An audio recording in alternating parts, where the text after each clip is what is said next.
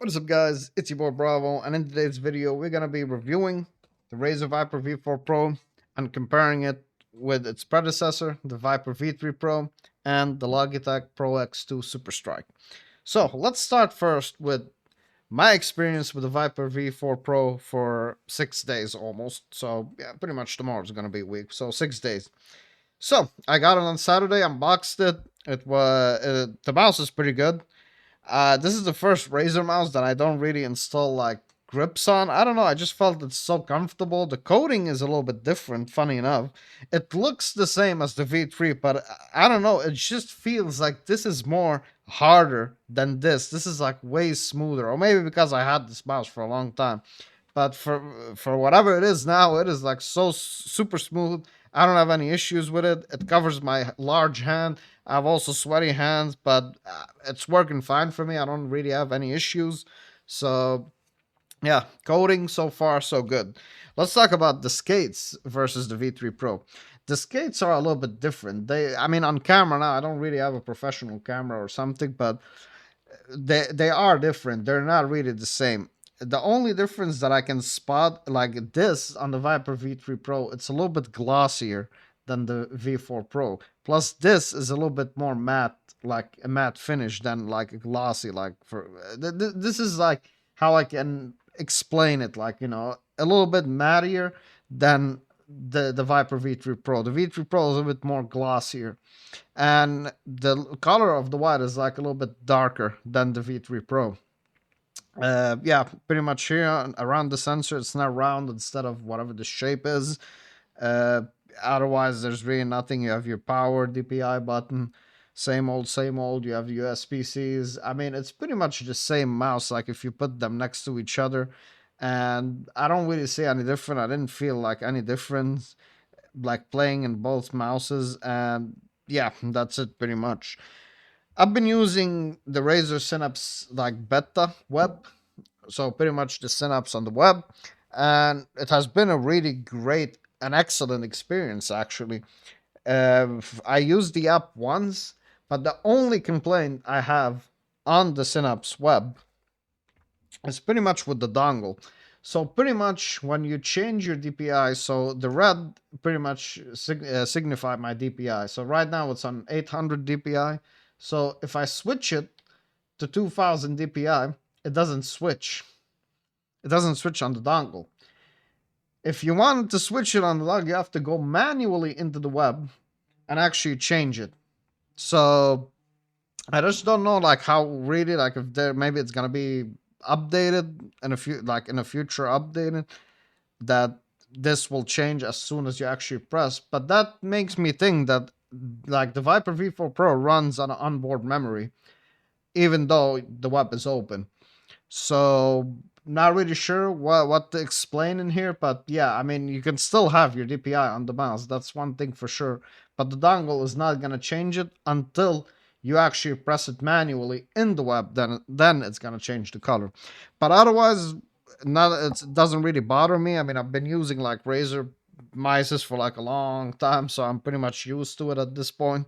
Even before this dongle and like this exists, I mean, I still really like don't really care that much because the only thing I use this LED light for is the battery, and that's it. So it's really fine for me. But if it's something that's gonna bother you, you should know that this happened. And it only happens in the web. It doesn't happen if you're open, if the app, like the Synapse app, is open. When the Synapse app is running in the background, it's gonna change the color immediately. Everything will run fine. But if you want to save a little bit resources on the CPU and don't want to heavy load your PC, like and just want to use the web, that's the only caveat. Like with the dongle and the mouse, but it still holds your DPI even if it doesn't show you on the dongle. So let's now compare it with the Super Strike because this is pretty much the whole talk of 2026. Which mouse you're gonna be like, or which mouse you want to buy in 2026? So the Pro X2 Super Strike and the Viper V4 Pro are not really the same mices. They're not. You can't really compare them head to head, and the reason you can't do that is because the Razer is a lightweight mouse. now versus like the Logitech. Even the Viper V3 Pro, it's still lighter than the Logitech. I mean, yes, in defense of the Logitech, there's like these new features. You have the actuation point, you have like all like the rapid trigger and stuff, but you can't use them in all games, for example. So for me, I play like the only FPS shooters that I play are Rainbow Six Siege and Call of Duty.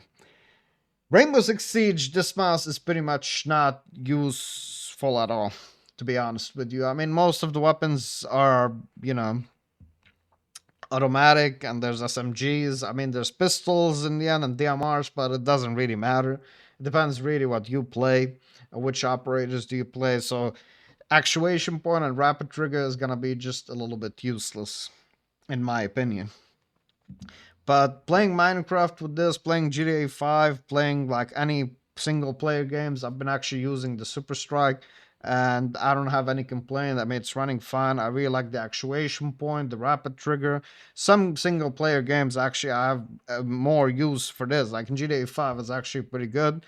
I'm really sorry I don't really play Valorant or CS to actually experience this mouse fully, but this is unfortunately how it is. This is what I play, but I really like the rapid triggered actuation point.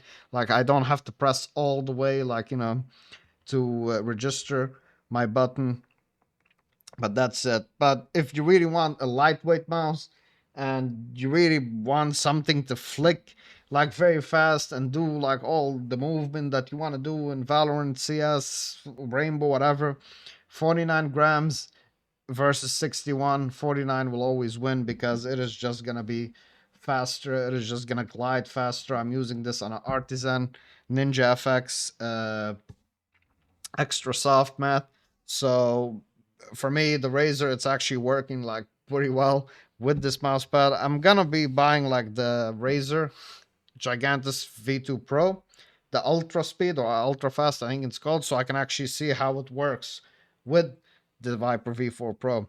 But for my verdict, like what you want to buy in 2026, which mouse you should choose if they're both in stock, $160 versus $180, you have to ask yourself, do you want the new tech but sacrifice weight, or do you don't want the new tech but you want a lightweight mouse? That's what you need to ask yourself.